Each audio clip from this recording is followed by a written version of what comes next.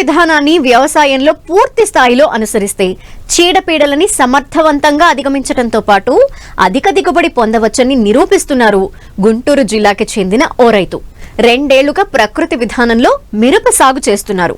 అతి తక్కువ ఖర్చుతో చీడపీడలు, కలుపు నివారణ చేపడుతూ మంచి లాభాలని ఆర్జిస్తున్నారు.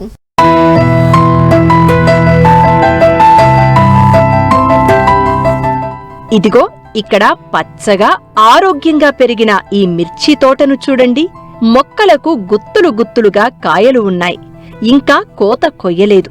గుంటూరు జిల్లా కొల్లిపర మండలం కొల్లిపర గ్రామంలో ఉన్న ఈ తోట మొత్తం 66 సెంట్లు. దీని యజమాని పేరు శ్రీనివాసరెడ్డి. ప్రభుత్వ ఉద్యోగి అయిన ఈయన రిటైర్మెంట్ తర్వాత సొంతూరికి వచ్చి తనకున్న వ్యవసాయ పొలంలో నిమ్మ, సీతాఫలం తోటను నాటారు. అయితే సీతాఫలం మొక్కలు చనిపోవడంతో బార్డర్ క్రాప్ గా నిమ్మ మొక్కలను పెంచారు. మధ్యలో 2 ఏళ్లుగా మిరప పంటను సాగు చేస్తున్నారు. వీటికి ఎలాంటి రసాయన ఎరువులు, పురుగు మందులను వాడటం లేదు. సొంతంగా తయారు చేసుకున్న ఎరువులు, కషాయాలను పంటకు వాడుతూ మంచి దిగుబడిని సాధిస్తున్నారు.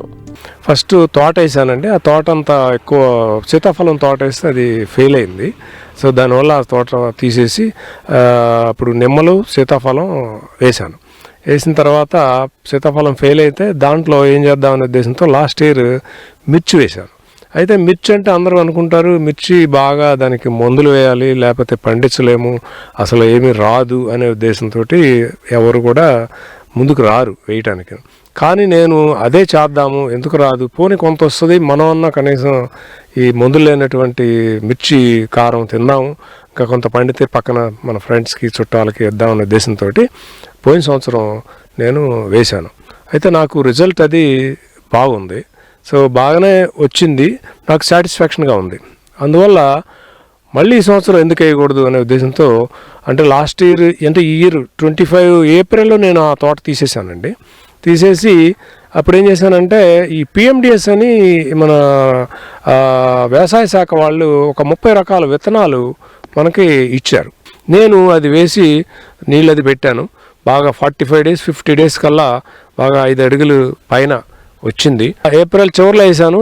మే జూన్ వరకు అలా ఉంచాను, జూన్ మధ్యలో వరకు, అంటే ఒక 50 డేస్ వరకు ఉంచాను. దానివల్ల ఏమవుతుందంటే ఎండాకాలంలో మనం నేల ఎండకుండా అది ప్రొటెక్ట్ చేసింది అనమాట. దానికి తోడుగా ఏమవుతుంది, ఈ నేలలో ఉన్నటువంటి పోషకాలన్నిటిని, తర్వాత ఈ సూర్యరశ్మి, గాలిలో ఉన్న పోషకాలు తీసుకుని బాగా వాటి అంతా కూడా మైక్రో న్యూట్రియంట్స్ అవన్నీ కూడా ఉంటాయి ఆ మొక్కల్లో.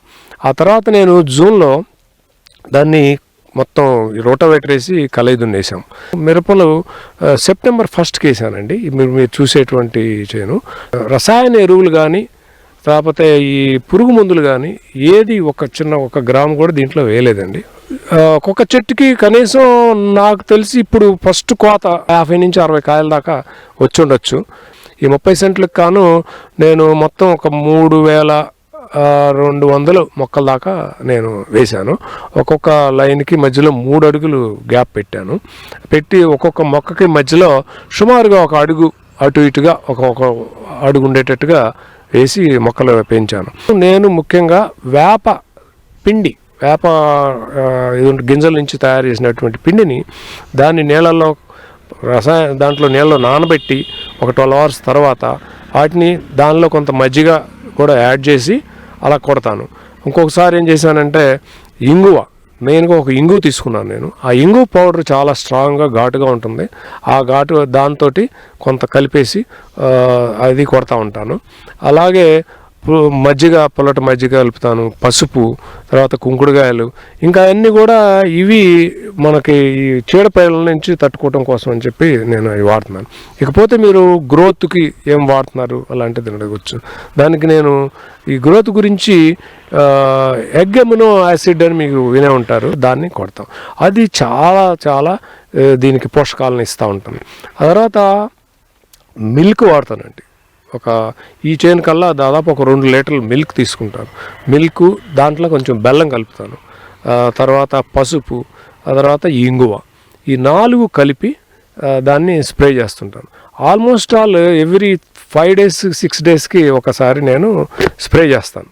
ఆర్గానిక్ వేస్తే అసలు చేను రాదు, మొత్తం అంతా చుట్టుకుపోతుంది అని మనం పేపర్లో కూడా చూస్తుంటాం. మొత్తం అంతా ఏదో ఆ నల్లి వచ్చింది, నల్ల నల్లి వచ్చిందని. నా దాంట్లో అంతా ఎక్కువ రాలేదు. సో నేను దానికోసం ప్రొటెక్షన్ ఎక్స్ట్రా తీసుకున్నది ఏంటంటే, ఇదిగో ఈ బంతి పూలు అనేది ఎర్ర పంటల కింద వాడాలి అని అక్కడక్కడ నేను బంతి చెట్లు వేశాను. అవి కూడా బాగా పూలు వచ్చినాయి. దానివల్ల కొంత వీటికి ప్రొటెక్షన్ ఇస్తాను. ఆ తర్వాత ఇది ఆమదపు చెట్లు కూడా నేను ఎక్కువ పెట్టలేకపోయాను, కానీ ఆమదపు చెట్లు కూడా బాగా నాకు ఇది చాలా ప్రొటెక్షన్ ఇచ్చింది. ఆ తర్వాత వీటన్నిటితో పాటుగా స్టిక్కీ ప్యాడ్స్ అంటాం కదా, ఎల్లో ప్యాడ్స్, అవి కూడా పెట్టాను. వాటి వల్ల చాలా దోమ అదంతా కూడా వాటికి అంటుకుని పోయింది.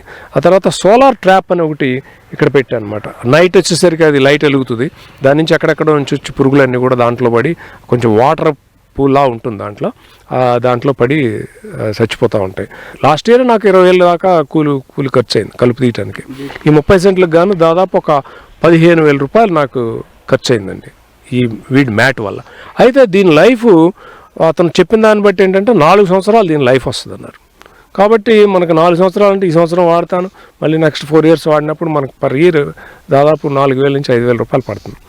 వేరేజ్ నాకు కలుపుకే దాదాపు 15,000 రూపాయలు నుంచి 20,000 రూపాయలు ఖర్చు పడుతుంది. సో దానివల్ల కొంత మనకి కలుపు అయ్యే ఖర్చుని తగ్గించుకోగలుగుతున్నాం. లాస్ట్ ఇయర్ నాకు తెలిసి ఈ ఎండుమిర్చి అంతా కూడా 150, 200 రూపాయలు, 250 రూపాయలు కిలో ఎంత అమ్మారు. నేను 500 రూపాయలకి అమ్మాను. 500 రూపాయలు కారం. కానీ తర్వాత పండు మిర్చి 150 రూపాయలు కిలోకి అమ్మాను. బయట అందరూ 70-80 రూపాయలకి అమ్మారు.